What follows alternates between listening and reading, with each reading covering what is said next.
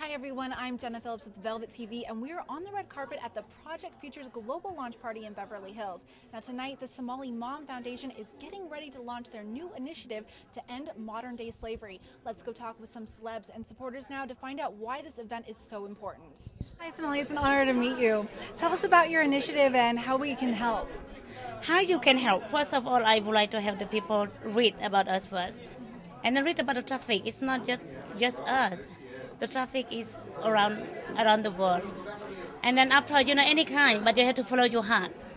Because the issue is a big issue. So I don't want the people to say, okay, I give you money, I go help you now. No, I want them to search about us, search about the traffic, and then you follow your heart. If you love to make it or not, you have to be patient, compassionate. If there was one thing that you'd want the world to know about modern-day slavery, what would it be? It's get worse and worse.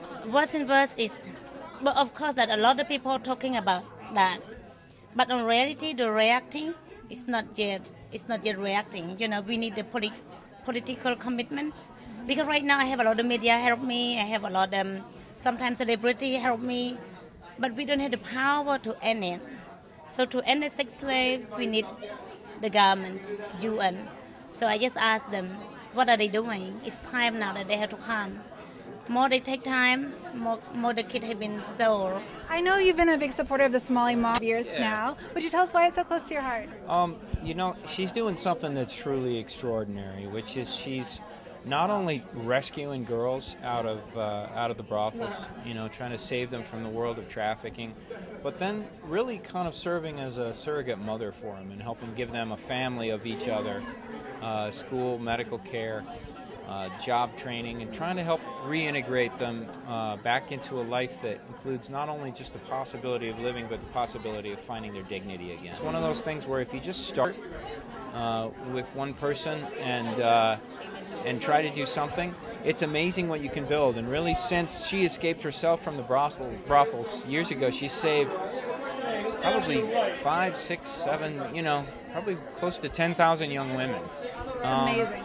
And many of them are now coming of an age where they're going to law school and they're really turning their sights back on the problem. Numbers are astounding as far as how many people are actually enslaved. It goes anywhere from 12 million to 27 million are the estimates. That's ridiculous.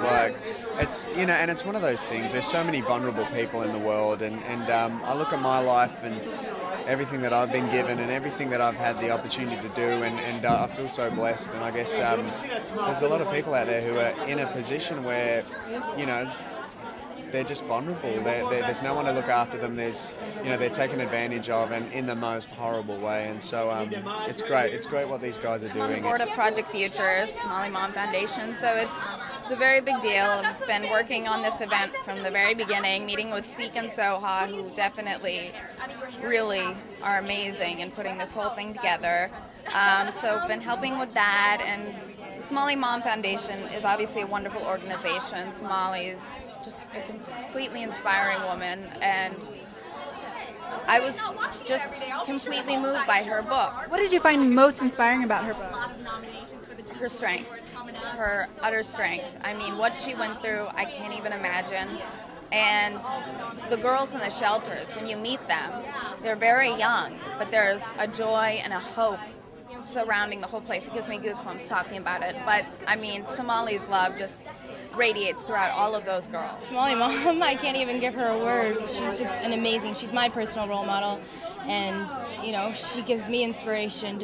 I went to Cambodia over my hiatus, and I actually went to the different centers that she has, that the Somaly Foundation has, and I met the girls, and what she's done for them is amazing. One thing that you'd want the world to know about modern-day slavery, what would it be? That it still exists. And it's not just even in Southeast Asia. I mean, and it's in our backyard. It's happening everywhere. And it's something that people need to talk about so that we can put an end to it. If we don't talk about it, then not a lot of people are going to know.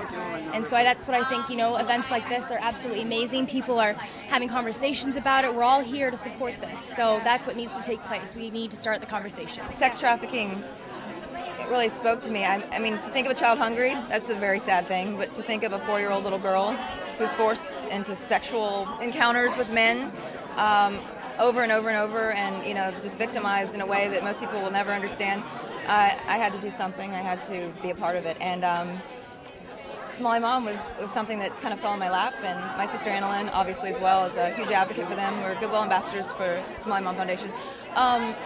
Meeting Somali, meeting the girls, the survivors, as they say. We want to say victims, but they're not victims. They're survivors. They survived it, and they're out. Girls as young as 4, as I said.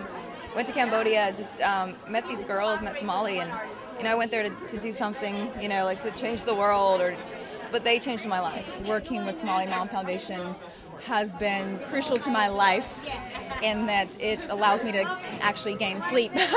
Occasionally, I couldn't sleep at night after I'd become educated on this issue because it is the stories, just the thought of it alone is beyond anything I can comprehend. I don't know how a human being can do that to another person, let alone a child.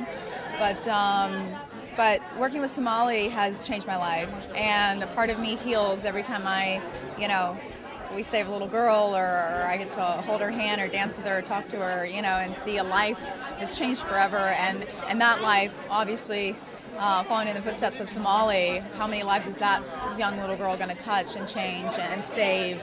And someone said that if you save one life in your lifetime, then your life means something. And that is the life that I want to lead. So I don't want to stop at one, but if I can save one, then I know that my purpose here in this world has been seen to fruition. Hello, I'm AnnaLynn McCord, and you are watching VelveTv.